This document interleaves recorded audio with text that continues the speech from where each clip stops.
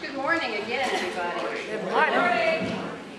How many of you have been here every Sunday so far in January? Yeah. Yeah. Well, every year at this time, we repeat the first 4 Roman numeral chapters in the Science of Mind text. Number 1, the thing itself. Number 2, the way it works. Number 3, what it does. I'm not going to tell you number 4, you have to show up next week. So the first week, Reverend Dar and Dr. J talked about the thing itself, which, as we all know, of course, is God. And then last week, Reverend Mary Jo and Dr. J covered the way it works, which boils down to it works for us by working through us. See, there's only one God, one mind, one life, one love, one source. And we believe in the unity, but we believe in something called a dual unity. There are 2 facets to the divine, love and law. Love is the creative power of the universe. Law is the mechanism by which it works. So we can't consider a God of love unless we also consider God law. And today, as we talk about what it does, which is produce manifestation, the mechanical part of God, the law of attraction, is brought to bear on our personal experience. In order for the law of attraction to produce manifestation, it must have a channel. And we are that channel, each and every one of us in our own unique way.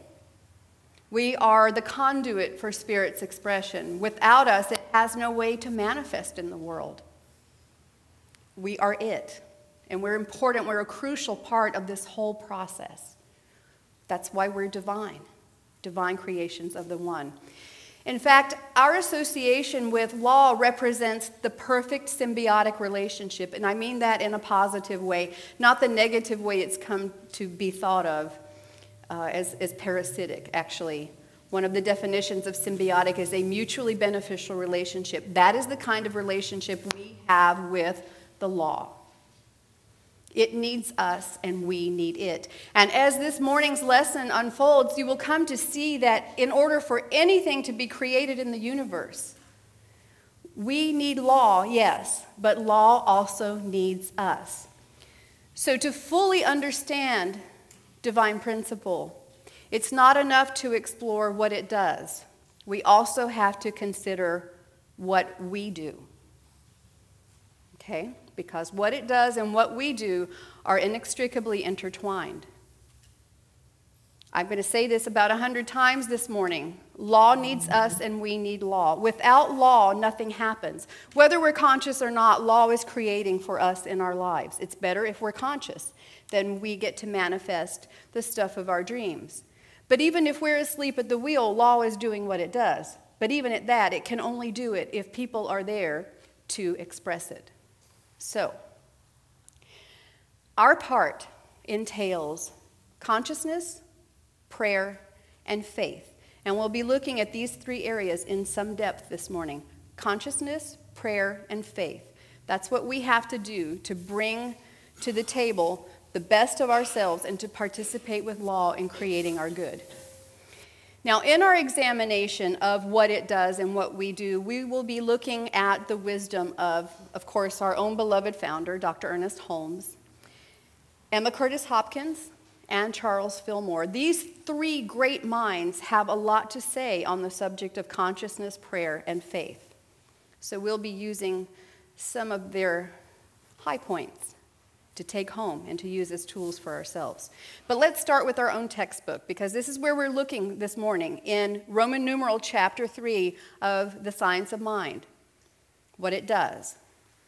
Dr. Holmes writes, "Divine mind contains all knowledge and all wisdom, but it must have an outlet." Imagine that the knowledge and wisdom contained in divine mind is stored energy until one of us comes along and provides an outlet for it. That is our role in the universe. We weren't created just to come here, be human, and live a life and create families and have friends and go to church and have great shoes and clothes. I mean, those are all wonderful things. But in our essence, we're created with something in mind, a real plan, which is to provide an outlet for the divine, for its knowledge, for its wisdom. So we believe in unity, a dual unity of love and law. But there's only one. And because there's only one, anything it creates must necessarily be created out of its own essence. This is how we know for certain, without even requiring proof, that we are made of divine stuff. There was nothing else for us to be made out of. And because we exist in oneness with our source, we can draw from it everything it has. Its knowledge, its wisdom, its beauty, its joy, its perfection, its power. Every attribute we assign to God also belongs to us, and we have access to it. We can draw from it. But we have to draw it through the channel of our own mind. This is where maybe we get in trouble sometimes, because we are in the mix. It doesn't just automatically descend on us. We have to draw what we draw through the channel of our own mind. Now, in this teaching, we conceive of two levels of mind, the conscious and the subconscious. Conscious mind is our rational, objective thinking mind. The thoughts we entertain consciously, the ones we're aware of, I'm having a thought and I know what it is and I'm liking it or not. That's a conscious thought, and it lives in the realm of conscious mind. We also have a subconscious mind. This is the one that's sort of on automatic pilot. That can be a good thing or a bad thing. If we have trained our subconscious mind with right thinking, correct thoughts, positive thoughts, thoughts of the good, beliefs that we can create anything we want in our lives, and those are operating mechanically in our subconscious, that's excellent.